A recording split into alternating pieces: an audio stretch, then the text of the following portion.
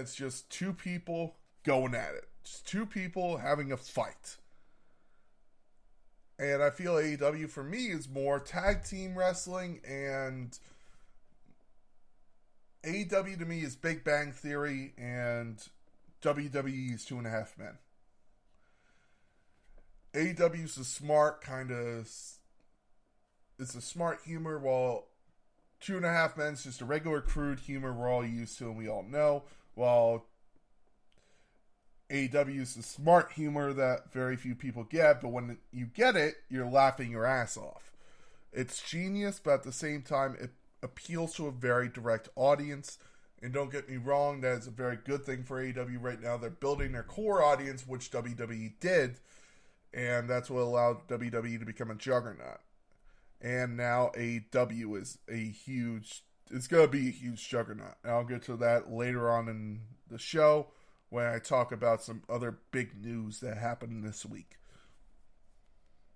And now on to your Raw review for the evening.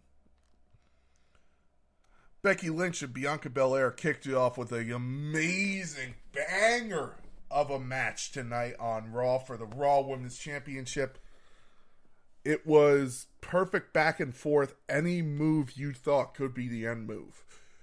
You thought any move, even a slap, and it was, I believe it was Corey Graves who said, you usually see slaps in WWE mean something, but none have put someone down like that. When Bianca Belair slapped Becky Lynch, and Becky Lynch was down for at least, I believe it was a 2.5 count, she kicked out.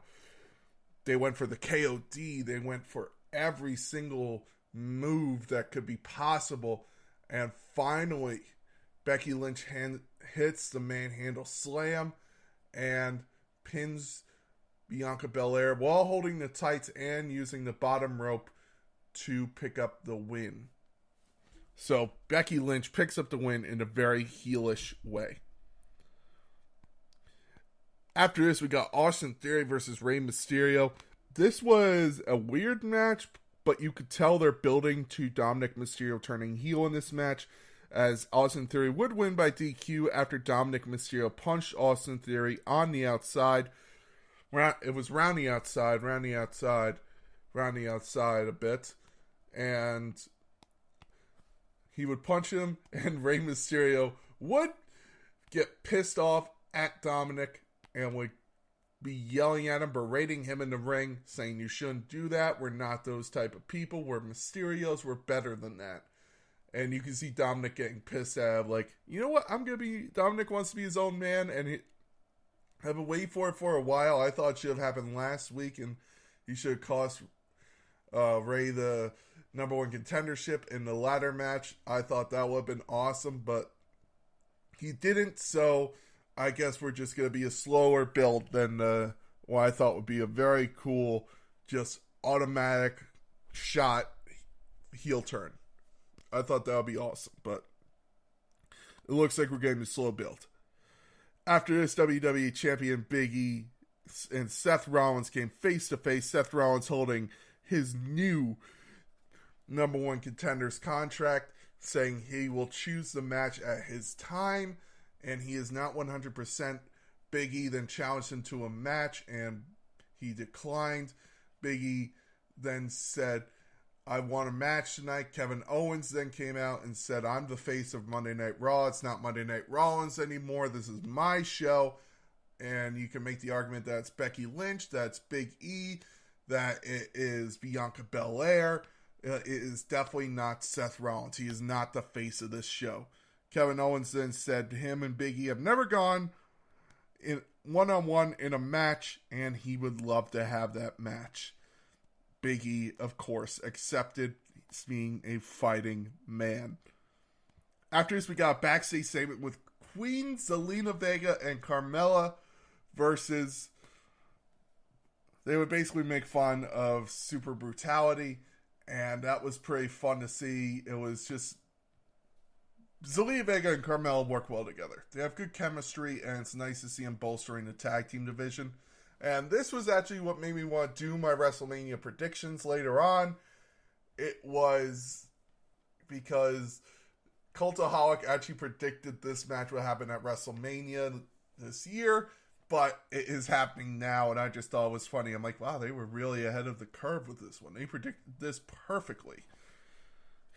So, Queen Zelina and Carmella would face the women's tag team champions in a number one contenders match. If they won, they would get a future match for the women's tag team champions, and Zelina and Carmella would pick up the win after a little bit of chicanery on the outside.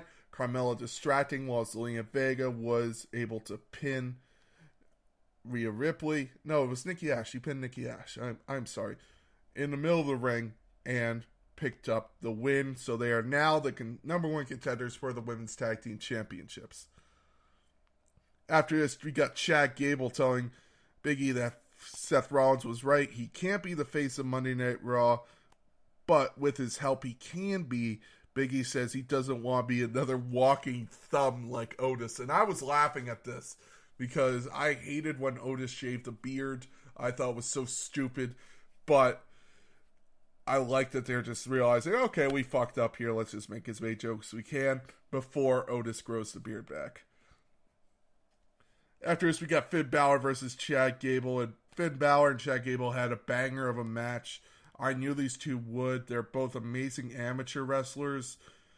By the way, congratulations to Chad Gable, graduating from Full Sail University as valedictorian. That is a hard thing to do while on the road as a WWE superstar with a 4.0 GPA. Bravo to him. Finn Balor would pick up the win after a lot of roll-throughs and finally pinning Chad Gable with a roll-up to win the match. After this, we got another Veer promo in back saying he is coming to Raw. His new name is Veer Mahaan. There's the third time they have changed his name. I remember once it was just Veer, and when he came to WWE, I can't remember what his name was in NXT, but it was not Veer Mahaan, and I don't believe it was Veer. So, that's another new name change for Veer. After this, we got Dolph Ziggler and Robert Roode versus the Street Profits. Dolph Ziggler and Robert Roode would pick up the win in a, I wouldn't say short, but it was a medium-length tag team match with Omos interfering, RK Bro going for a save, Riddle getting his ass kicked, them rolling up the Street Profits. Dolph and Robert Roode pick up the win, and Riddle got taken out by Omos. Orton was going to make the save, but then they cut away. I don't know what happened. Maybe a fan jumped the barricade. I don't know. But all I know is when they cut back, it was to a Damian Priest backstage promo. So I don't know what happened with Randy Orton, by the way, because he was going to attack Omos, and then it just cut to a video package. I'm like, oh, that was stupid. Then we got a no disqualification Damian Priest versus T-Bar match. And oh my god, this was match of the night, not match of the week. Great match. Tables, ladders, chairs, anything you can imagine. Damian Priest picks up the win after putting T-Bar through a table. And after he stands triumphant over T-Bar, we get Apollo Crews coming out saying he wants to be the next challenger for the United States Championship. And it looks like that is going to be the next feud for Damian Priest. That is a feud I am actually looking forward to.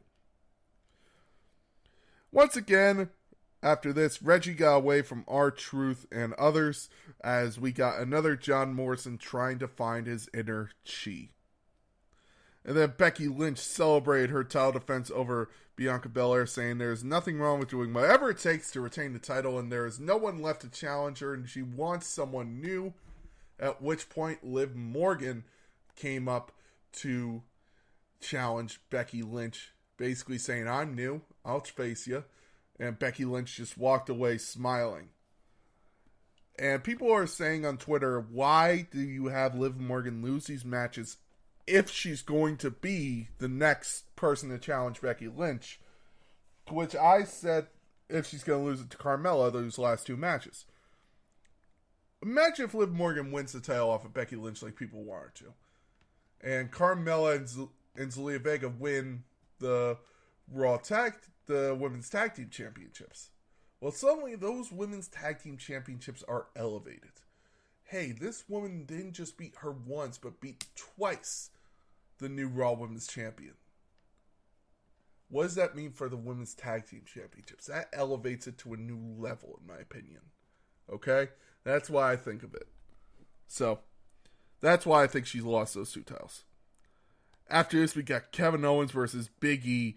This was a very good main event. Big E and Kevin Owens, just 2 big guys going at it, clobbering each other in the middle of the ring. It ended when Seth Rollins got involved and punched Big E. Kevin Owens saw this. He was saying afterwards, he would say he didn't see it, but it was very clear he did. He took 2 seconds of pause and went to go pin Big E. Big E then rolled up Kevin Owens for the win in a schoolboy and would pick up the win over Kevin Owens. Kevin Owens would then do a little tactic saying he didn't see it. I'm sorry. I didn't mean to do it, Big E. But you could tell he meant to do it. And hopefully we are getting a Kevin Owens heel turn. Because I love Kevin Owens as a heel. I'm not a fan of his as a face. But that's just my opinion.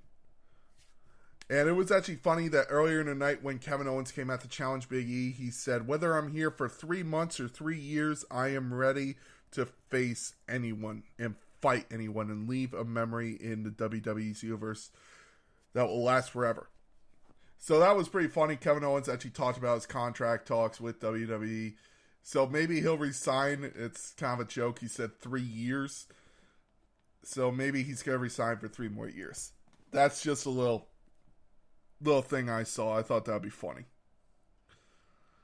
And that is your Raw review. A very middle-of-the-road Raw. Very different Raw. I thought it had great moments with the main event, the opening match, and the no DQ.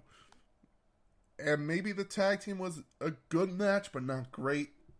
Liv Morgan coming out to challenge Becky Lynch is awesome, but the rest of it was... I just didn't think any of it was needed. That was just my opinion, ladies and gentlemen. Let me know what you thought of Raw and SmackDown this week in the comments down below. And now we move on to Survivor Series 2015. Coming to you from St. Louis, Missouri in the Scott Trade Center with 12,000 in attendance and a buy rate of 100,000 people, excluding the WWE Network views. The big thing going into this Survivor Series, it was Team Cena versus Team Authority. If Team Authority loses, they are no longer in power, and the only person who can bring him back is John Cena. Meanwhile, if John Cena loses, his contract will be terminated, and he will leave WWE. This show kicked off with Fandango versus Justin Gabriel in a singles match on the pre-show that lasted 3 minutes, 10 seconds. Fandango would pick up the win. It was a very quick match. It was very cool to see Fandango and Justin Gabriel. That's a match that is very evenly paced, even though I wish they gave him more time on the pre-show. That would have been cool to see, but they just didn't. So after this, we got Jack Swagger versus Zeb Coulter in the Jack Swagger versus Zeb Coulter. Jack Swagger versus Cesaro with Zeb Coulter managing Jack Swagger. I apologize. In a 5-minute, 39-second match, this is when WWE started to sour on Cesaro. Vince McMahon never saw him as the guy because of Cesaro's accent, because of Cesaro's moveset. It's clear they have turned the corner on him. This is when his push with Paul Heyman would really stop. But we have now entered a time where you can look at Cesaro as a main event talent. And then the main show would kick off with Mr. McMahon calling out the Authority and John Cena going over basically the stipulation for the match tonight with Team Cena versus Team Authority. After this, we got a fatal 4-way tag team match for the WWE Tag Team Championships with Damien Mizdow, The Miz,